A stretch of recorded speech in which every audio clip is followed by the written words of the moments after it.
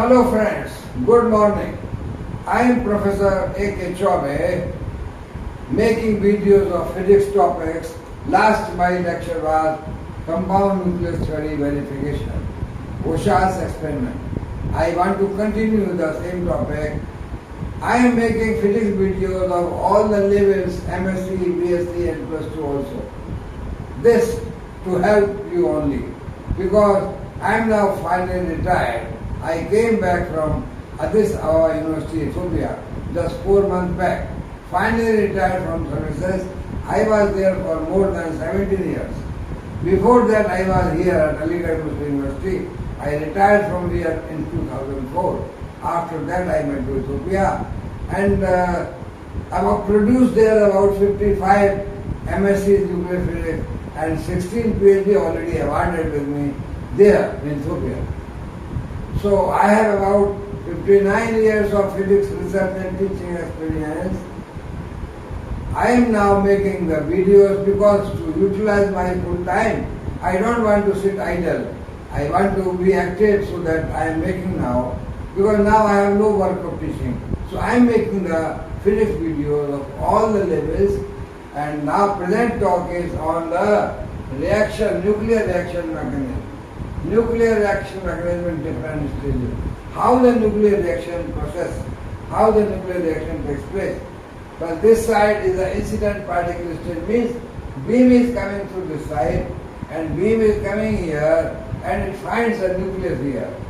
So beam is incident beam here and nucleus is there. At a nucleus boundary here, beam is scattered, that is the shape elastic scattering. Beam is scattered back in the same medium. This is called shape elastic scattering where there is no energy loss or energy loss is not appreciable. Some energy loss is there but that is negligible. Energy required to conserve the momentum, only that to give the required. So it is not good to say no energy loss. Energy loss but very very small, negligible. So this shape elastic scattering, also called potential scattering, means here the wave is treating nucleus as a hardcore sphere of potential V0 and that wave is scattered back without any energy, appreciable energy loss, without producing excited states. So the wave goes into the initial quantum mechanical state. This is the shape elastic or potential scattering. And this can be solved, the problem is dealt with the real part of the potential only, V0. And then the beam is absorbed by the nucleus, so absorption takes place. After absorption, what happens? A system is formed, that is the compound system, means target nucleus plus incoming projectile. So this is the second stage in which we call it compound stage, means now a compound system means target nucleus and projectile are now in contact. So what happens? One process is the beam goes and it have several thousands collisions, maybe about 10 to the power 7 collisions, and then there is thermal equilibrium established.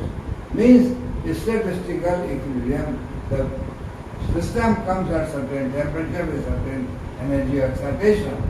And this compound nucleus forgets the history of formation, as we discussed in the Bohr theory. And this compound nucleus is formed.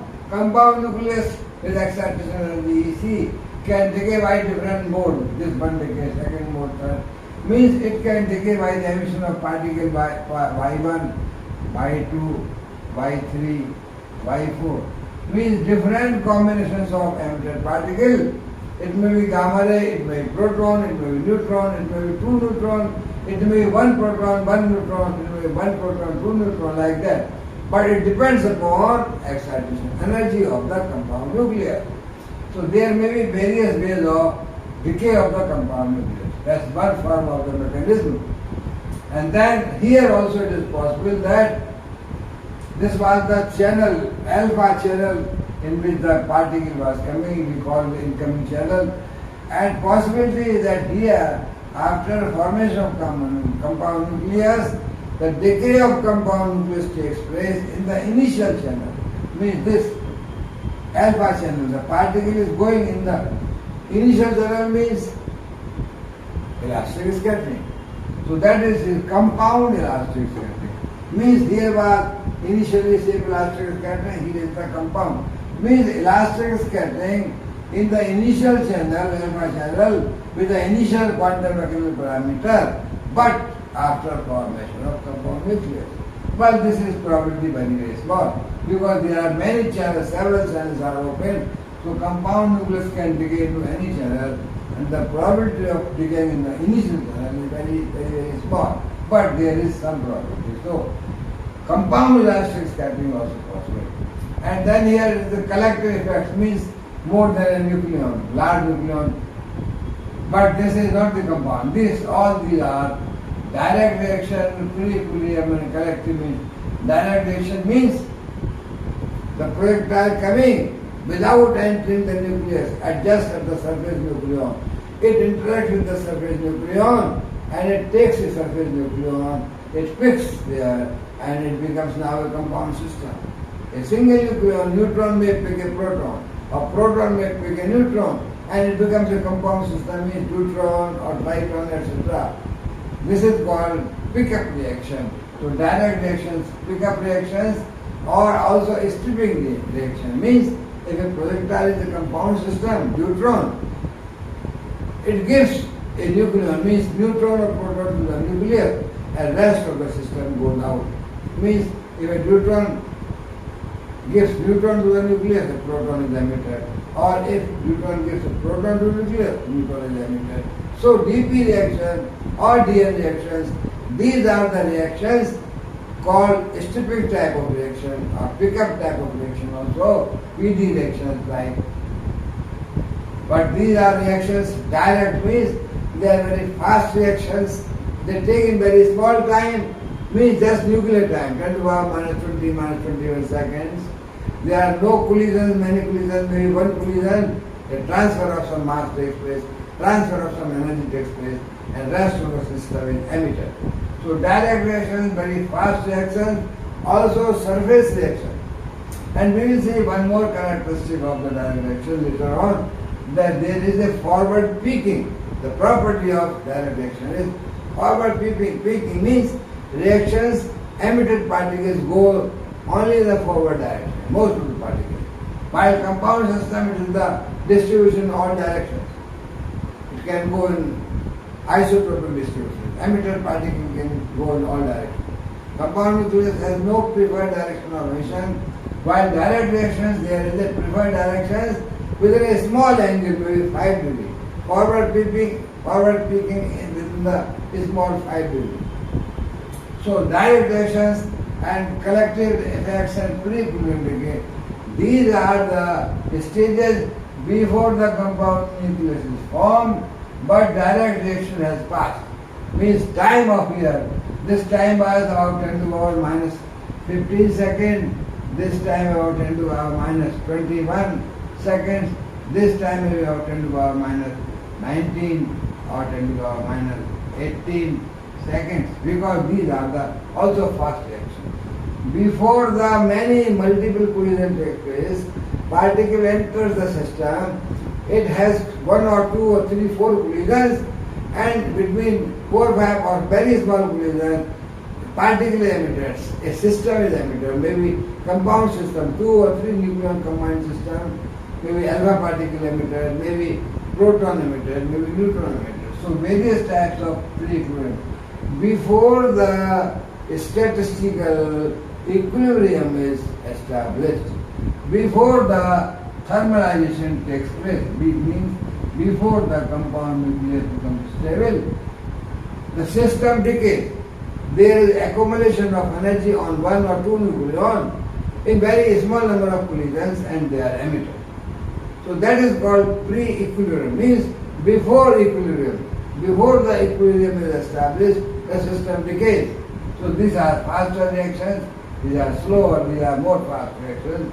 So pre-equilibrium reactions are just reactions before this compound nucleus is established. And these are the low energy, more probability of low energy. These probabilities at high energy, And these are in medium energy, means if they take place say around 20-30 MeV, they also take place but very small. But as the energy increases 40, 50, 60, more equilibrium and also direct action possible. Direct action goes at the high energy also 70, 80, 100. And compound nucleus becomes almost zero. Compound nucleus we have seen is say more compound nuclear formation in the epinuclei, where nuclear radius size is much larger than the mean free path. Here the mean free path is large because energy is large. So in one or two collisions the decay takes place. Here is the just interaction of the surface. The surface, few surface nucleons are there, and then rest of the core is say complete. You have a statistical system, or you can say shell model theory, that core is complete and outside nucleon, one or two nucleon are there, and the projectile interacts with the surface nucleon. So surface nucleon it picks or gives. So pre-equilibrium is with the surface nucleon, medium time, medium energy, high energy, low energy, compound system interaction with the other nucleon, here interaction with the few nucleon, here interaction with also more, not few but say few here also, but there is no thermal equilibration before that it decays. So this the reaction mechanism is that reactions, nuclear reactions take place in these different stages, incident particle stage and compound system stage. And this is the final stage, means decay product here. Decay product here. What decay? Outgoing particles with different energy momentum. Here also various decay processes are there, and initial channel also. And so pre-equilibrium means you have some radioactivities formed, and you have some. You can study all these reactions by two methods, as I have explained earlier. In-beam experiment or off-beam experiment. When in-beam means when beam is on and you are counting your emitted particles, putting detector just inside the cave where we have the beam. Or off-beam experiment where you produce radioactivity and take out your sample outside in your counting room and you count the activity there. So these two types of experiments are possible, but this is the picture of reaction mechanism, how reaction takes place at various stages. So I have already discussed the details of the Bohr's compound nucleus and verification of compound nucleus. I will explain some more characteristic of the say direct reaction, or yes, I told you the stripping and pickup reaction. You can have the stripping. I gave earlier also example. Stripping and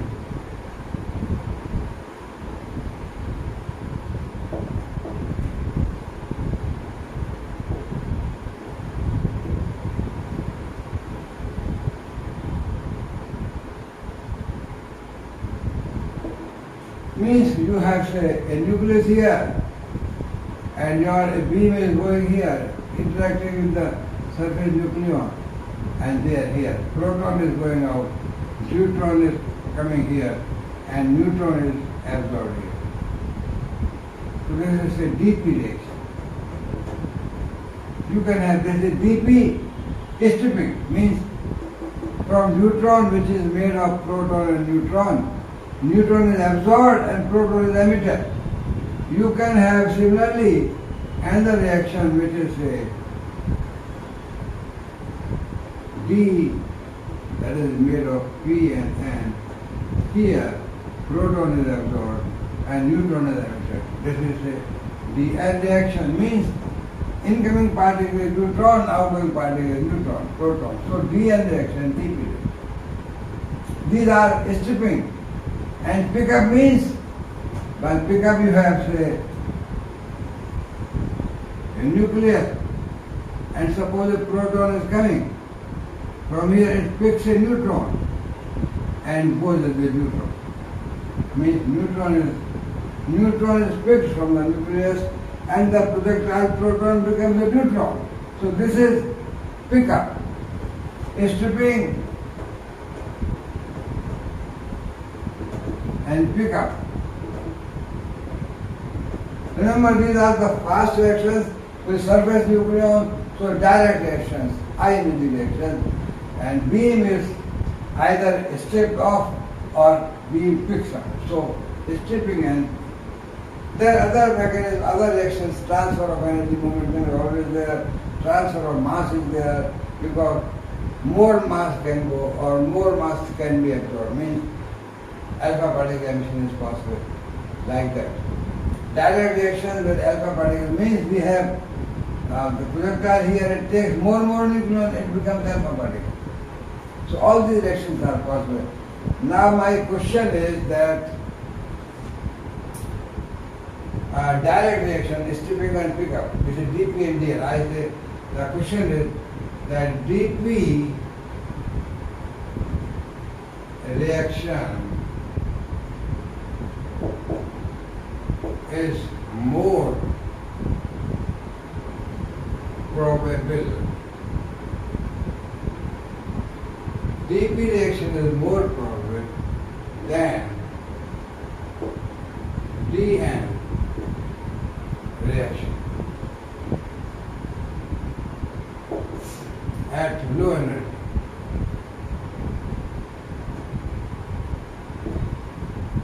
While at high energies,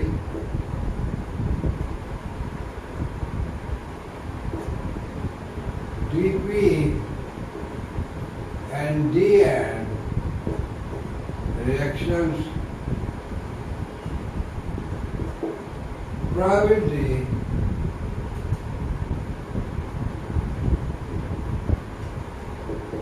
is same. So can you think on this? Can you give some stress? Can you give some thinking to your mind that what happens, what the reason may be that dP reaction is more probable at the low energy than the dN reaction, but at the high energy, dP and dN reactions both are equal probable. What may be the physics behind this? What may be the reason? Physics reason. Well, the physics reason is here is Coulomb effect.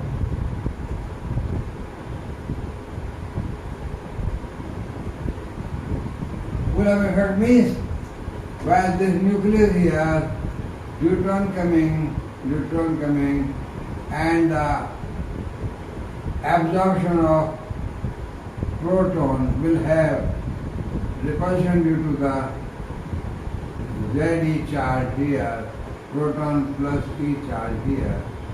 So proton and neutron going here. And here we have D coming here, neutron absorption, no Coulomb effect, and proton going here. Here, this plus Ze Coulomb charge, proton entrance at low energy, low velocity, this will repel. So the Coulomb field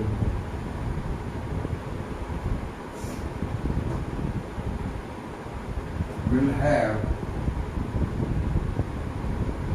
repulsion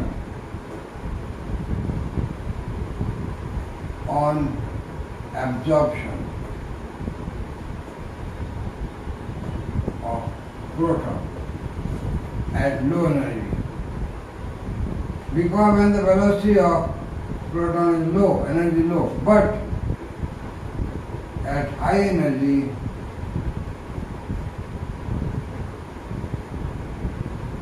Coulomb effect is not important.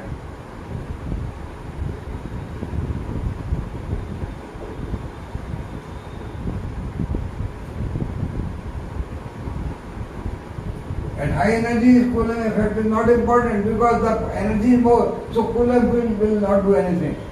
And hence, at low energy, this reaction is less probable, this reaction is more probable because absorption of so dN reaction probability is more. But at the high energy, what happens? Coulomb field has no effect. So at the high energy, dP reactions and dN reactions both are having same probability, But at the low energy, dn reaction is less probable because the absorption of proton has Coulomb repulsion. So dp reaction is more probable than dn at the low energy. So this is the reason, is the Coulomb field.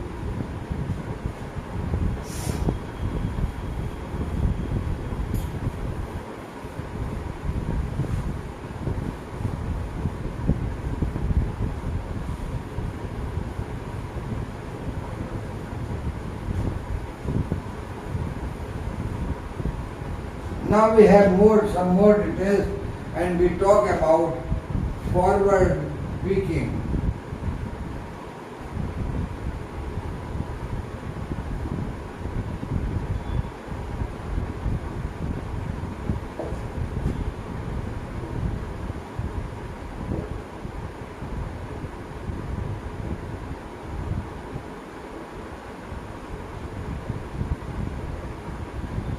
What the forward peaking meaning is?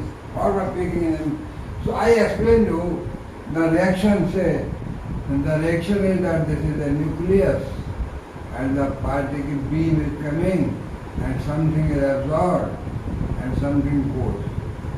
So this vector diagram, this P of the neutron, P of the neutron, and this is the P of the proton, and this is the P of the neutron absorbed. So this reaction, this vector diagram, I make a larger size diagram here, that I have, say, a nuclear, and this thing, I make a diagram here, that incident direction. This is the incident direction, means neutron. Then this is the direction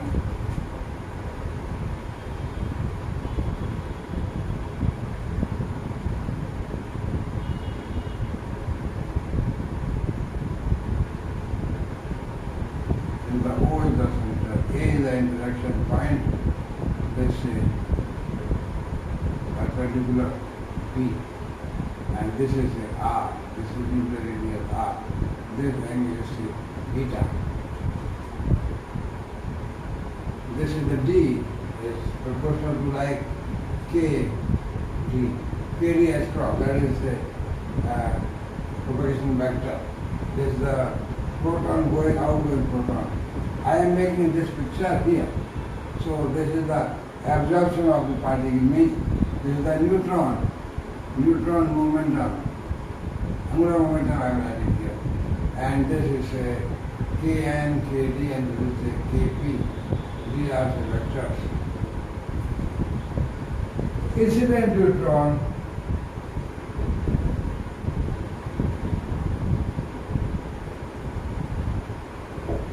with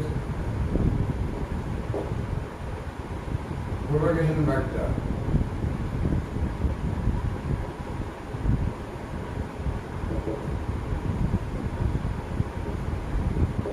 Kd, emitted particle,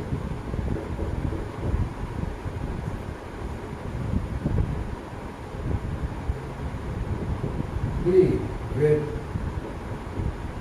Kp, that is the propagation vector, and absorb neutron with angular momentum vector or propagation vector Kn. This Kn. So that interaction taking place at this place, neutron is absorbed. So this is the linear momentum of coming, and this is the beta. This is the perpendicular to linear momentum. So we can write the angular momentum of neutron. What we can write? Angular momentum of neutron. What that? Angular momentum.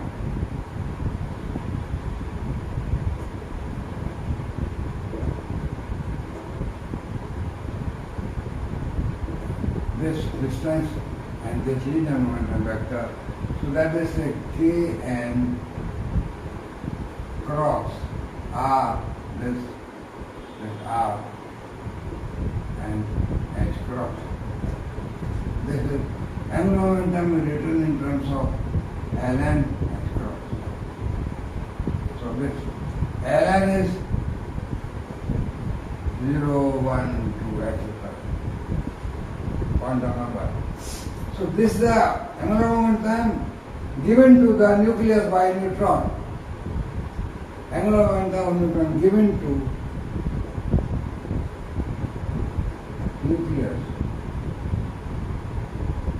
This I can cross, H cross can remove, and K and R is simply capital R sin beta.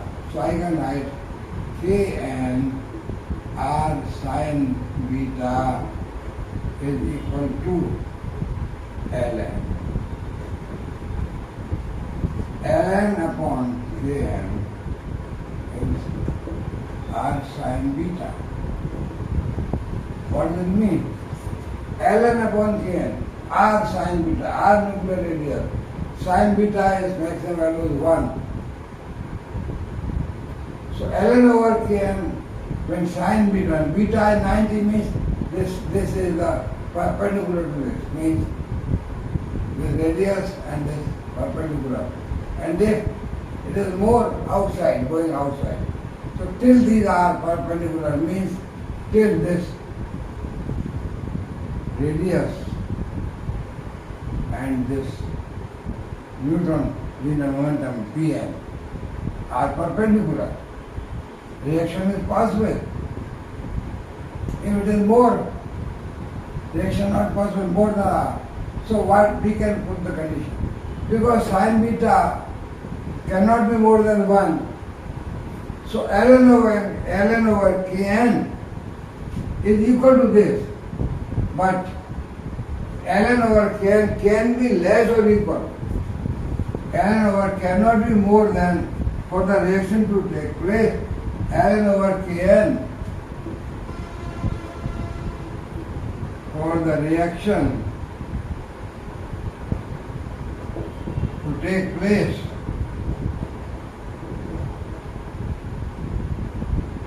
ln over Kn must be less than R.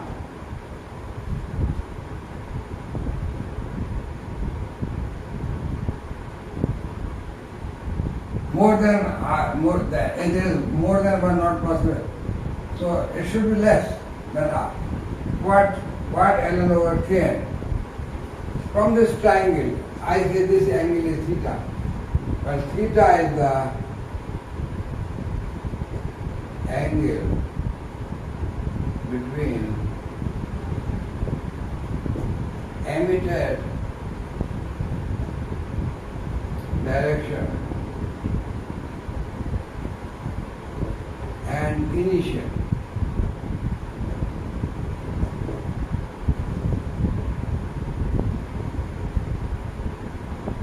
So we can use a trigonometry or to write this relation between K and Kd, Kp and Kn. What we can do for this? We can write, say, from this triangle, Kd square plus Kp square minus twice Kd, Kp cos theta is equal to third side Kn square. So we know the value of Kn square. Here you have Kn square over ln square. Kn square over ln square. 1 over, or you can get here from here Kn square over. So what the Kn square over ln square is more than, or Kn square is, yes, Kn square is more than what I have written. Yeah, Kn square is more than, yes, you can write from this here, from there. Kn square is more than ln square over r square. So this we know that kn square is more than ln square over r square. Now we get from here kn square. So how we write? Kn square, this thing kd square plus kb square minus twice kd cos theta. From this we get, this is the kn square. So this kn square, it means this thing, kd square plus kp square minus twice kd kp cos theta is kn square. So this must be more than equal to ln square over r square. So what does it mean? What we can get from this? I want to get cos theta.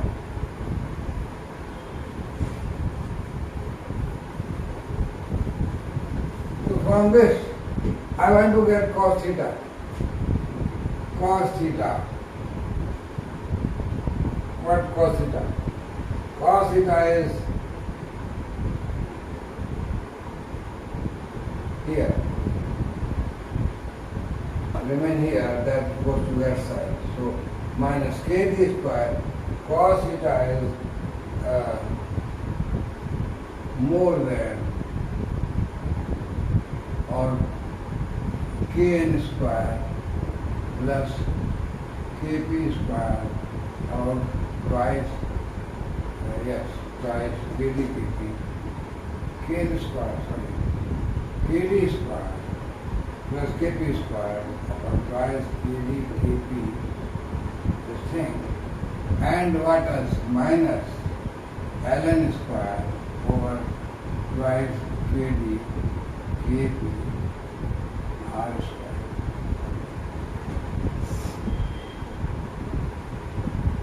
What does it mean? That cos theta, the angle of emission of particles from the initial direction, depends upon these factors.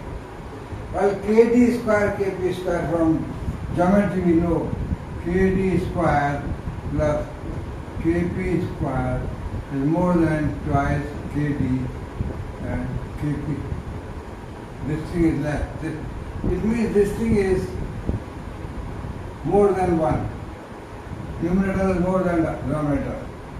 And if I put, suppose if ln is equal to 0, what I get? Cos theta. This is 0.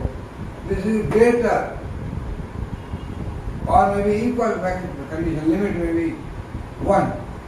Cos theta is more than or equal to 1 if ln equal to 0.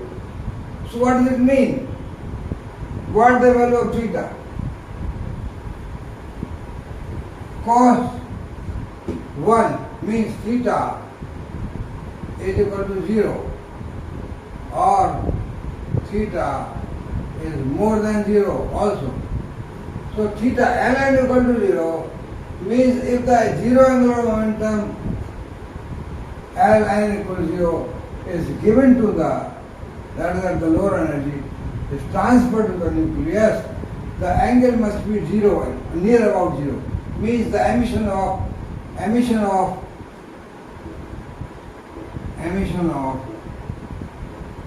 proton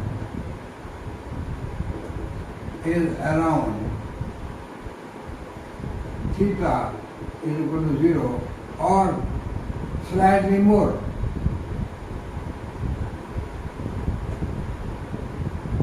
For the lower angular momentum, theta may be nearly 0 or slightly more, means 1 to 2 degree. I take say maximum 5 degree. And we can see from here, if ln is equal to 1, here we put, and for a fictitious case, give some value of kd, kp, r, etc. we find, if ln is equal to 1, theta is around 15 degree. If ln is equal to 2, theta is around 28 to 30 degree. If ln equal to 3, theta is around 40 degree and so on. So what does it mean? For lower angular momentum absorption to the nucleus, the beam, outgoing beam is centered around theta 0, means this is the incoming beam, here the reaction taking place, outgoing beam is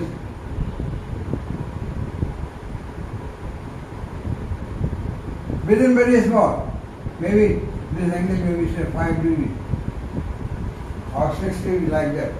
So within 5 degree, so this means that for ln 0, for 0 angular momentum transfer, what we see, the beam is almost, outgoing beam is having forward peaking.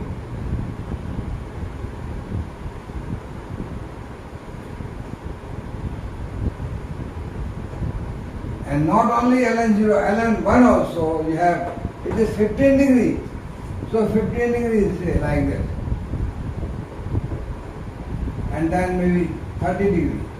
So but this is also forward, no large angle emission. So direct reactions we have forward peaking of the emitted beam. And also this method, this small thing, and experimental design such that you measure the angular distribution of the emitted particle, that angular distribution of emitted particle.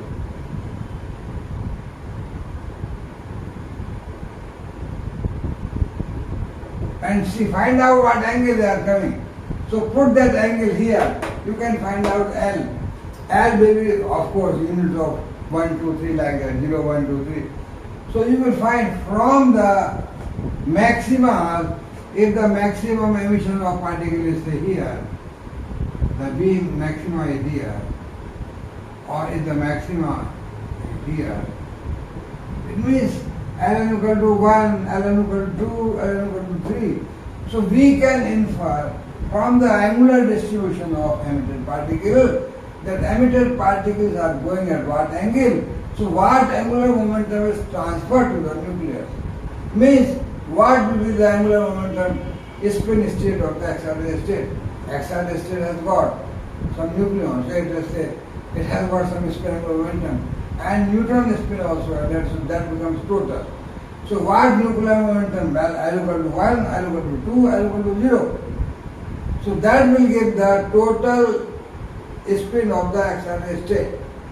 So this simple experiment of direct reaction designed such that you measure the angular distribution of emitted particle, protons, put a proton detector inside a scattering chamber and see at the what angles you are getting the maximum number of protons. So that will be the angle of emission, and that angle of emission will decide the eigenvalue. Whether it is 0 degree, 15 degree, 20 degree, 30 degree or 40 degree like that. You can find out the value of angular momentum given to the nucleus, and that gives the resultant spin of the excited state. So this is a nice method of studying the spin angular momentum of the excited states. So problem of nuclear spectroscopy. And this, you can see the direct reactions have impact on the nuclear spectroscopy. Very nice, simple experiment to get the total spinning momentum of the excited state. So direct reaction has got a characteristic that they are having forward peaking, means large number of particles are emitted. Their peaks are, maxima are at forward angles 0 degree, 15 degree, 25, 27 degree like that. Now I will explain you some characteristics of heavy ion reactions also. Heavy ion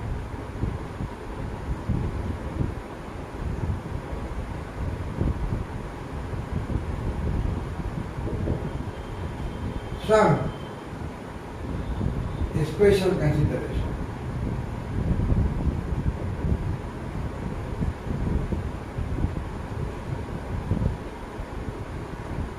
So what are heavy ions?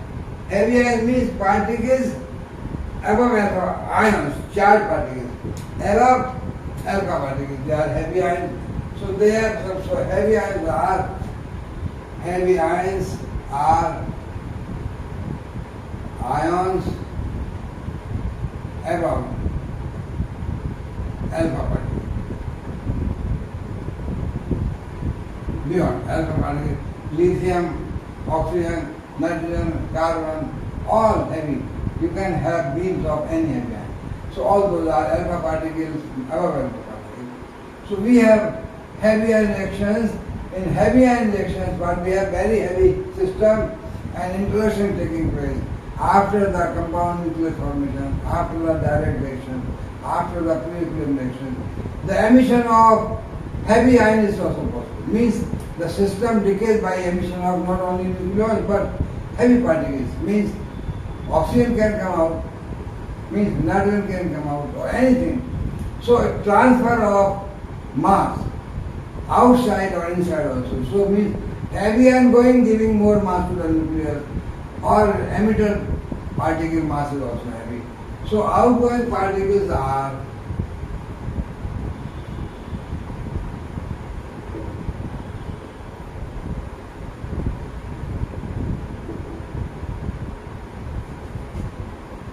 different heavy ions, including nucleons also. Because there is a large mass transfer. In the reaction there is large mass transfer. In the reaction there is a huge energy, momentum, transfer.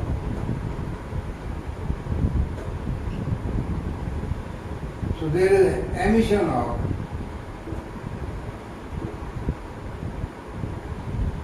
heavy system.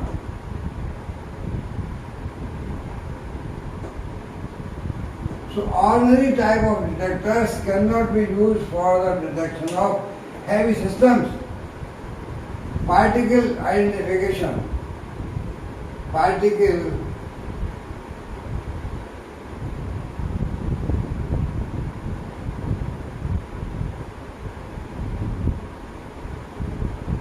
is difficult. So we need some special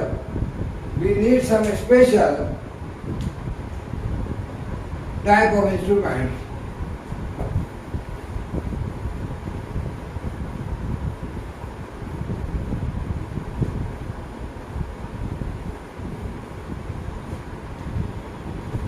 what happens is that in heavy ion reactions we need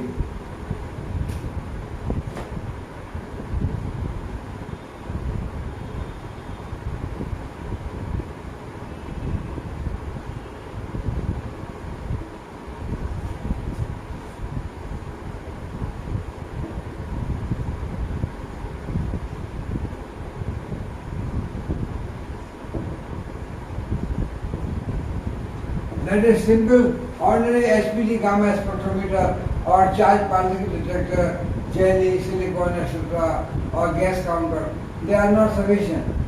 We need some special types of detector system. Maybe we need particle identifier circuits.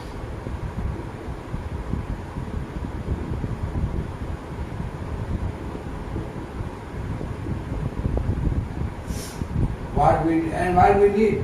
We need magnetic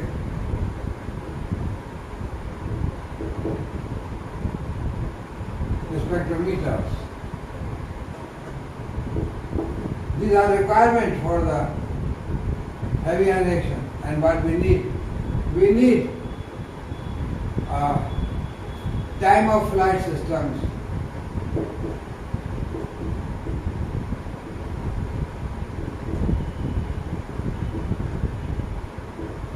And what we need? We need delta E and E detectors.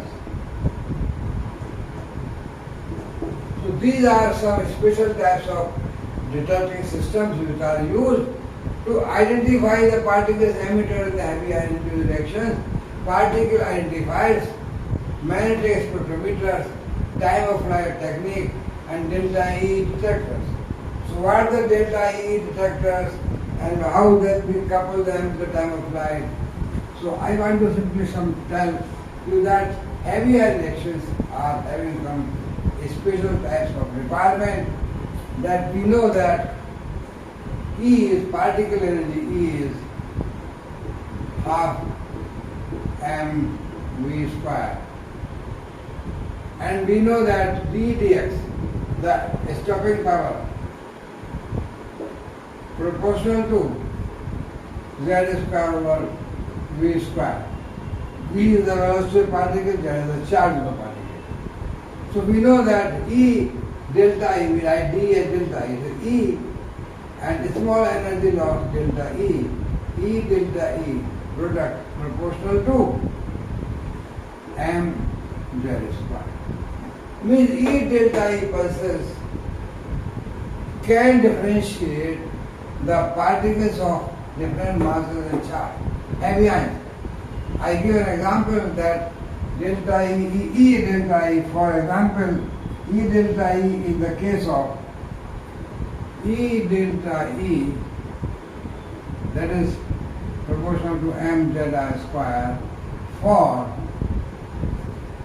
say oxygen 18 and 19 fluorine, we get this value mz square is having value here 1152 and mz square having value here about 1539.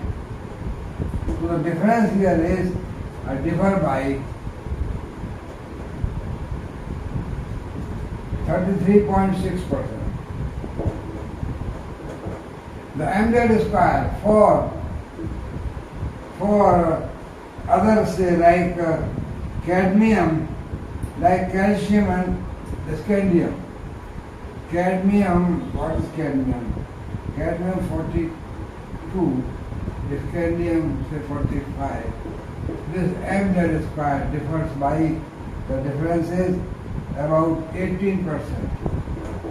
And for heavy element like silver 108 and for 113 cadmium, the difference is about say 8%. So mz square differs for this system by 33%, for this system by 18%, this system. So mz square pulses from E delta E counter can differentiate because the difference resolution is very nice, that these systems have so much difference, mz square. And hence mz square means E delta E counters are used for detection of heavy ion outgoing particles. Like that, we use a delta E detector. Delta E. Particle is coming here and then it is stopped. Finally, we have here E detector. Means you have two types of detector. One is a thin detector in which that may be some solid state detector from which the particle, this is the beam, this is the particle, outgoing particle.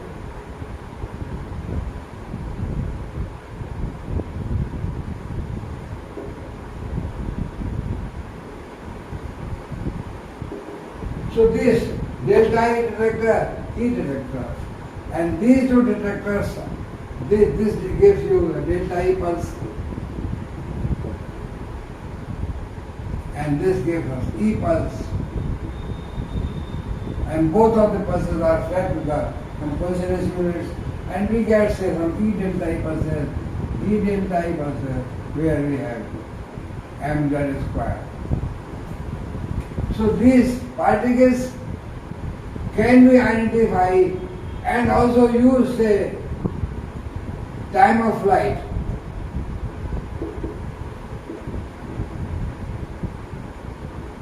Between two, delta E1 and delta E2. You have two detectors where this gives partial energy loss and gives a pulse, then particles move from distance, long distance, and then again gives pulse. So time difference between these two pulses is calculated, and with the possible mass and velocity, and these particles are further identified by these angular square pulses. And here also, time of flight also gives idea of the particle. Because from time of flight you get the nature of the particle, what time taken, what the distance, so you get the velocity, you get the energy.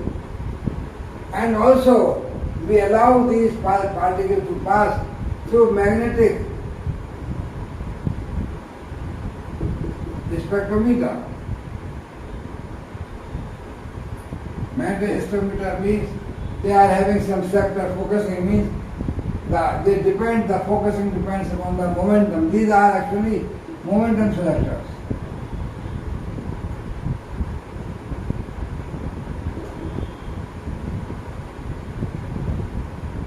Based on the MB, momentum. So like that you have MZ selector, you have time of flight energy selector, you have momentum selector.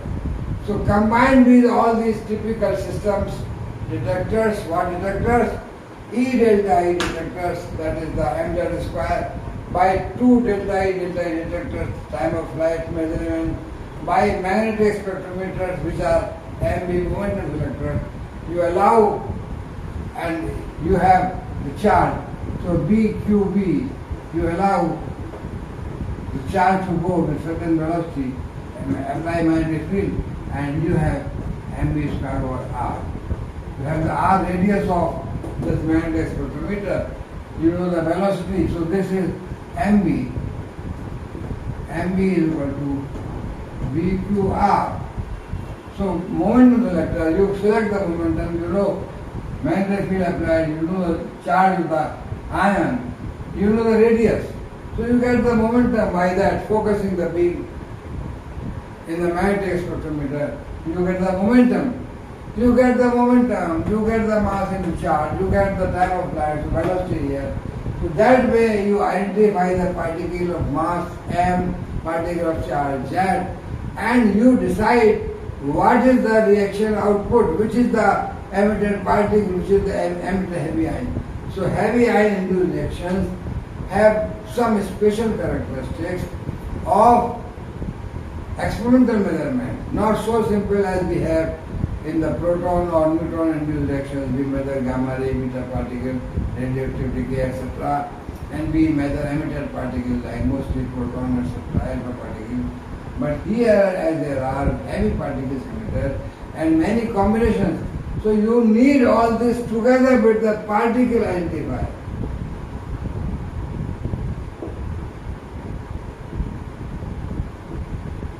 So whole system you can say, to identify the emitted particle, what heavy ion is emitted, we need this complicated system to study the heavy ion induced reactions experimentally. And people are doing all this in India also, at Delhi, at Tata Institute Bombay, at the Calcutta cyclotron. There are 3 important machines, IUAC, Delhi, International Accelerator Center, and we have Pelletron at Tata Institute Mumbai, and we have cyclotron at the very cyclotron center, Calcutta. So all these 3 centers are giving heavy ion beams, and people are doing a study. We have done long back. Still the Aligarh group is doing experiments. So, dear friends, I stop here. You subscribe, please subscribe my channel. I will give more important topics of it. I will cover some other topics. Maybe tomorrow or next one I may start a radioactive decay, maybe alpha decay, beta decay, gamma decay, etc. So thank you very much.